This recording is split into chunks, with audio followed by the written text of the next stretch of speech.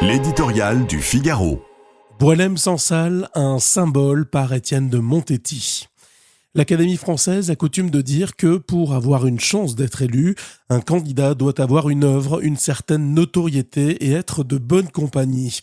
Boualem-Sansal, qui vient d'être élu sous la coupole, est bien sûr l'auteur de grands romans, Le Serment des barbares ou Le village de l'Allemand. Sa détention et la mobilisation qui s'en est suivie ont entraîné une puissante mobilisation internationale.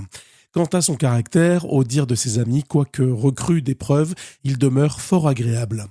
Pourtant, ces critères n'ont pas pesé lourd à l'heure du scrutin, tant l'écrivain franco-algérien est désormais bien plus qu'un écrivain. Il est un symbole, celui de la liberté d'expression. Son emprisonnement injuste avait été provoqué par un commentaire historique qu'il avait fait sur la frontière entre l'Algérie et le Maroc. On n'emprisonne pas Voltaire, répondait De Gaulle à ceux qu'agaçaient les engagements de Sartre.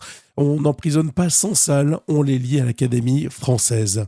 Cette liberté d'expression dont il est devenu le parangon, Sansal l'a maintes fois utilisée pour morigéner son pays natal. Ses premiers romans en portent la marque, mais il ne s'est jamais privé non plus de prendre part au débat sur l'actualité française.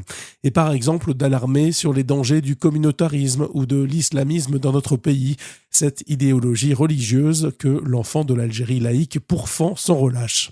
Ces propos sans ambiguïté ni ménagement pour quiconque ont souvent eu pour effet de secouer les esprits assoupis, de bousculer les pusillanimités ou les complaisances. Ils ne lui ont pas valu que des amis, notamment à l'extrême gauche.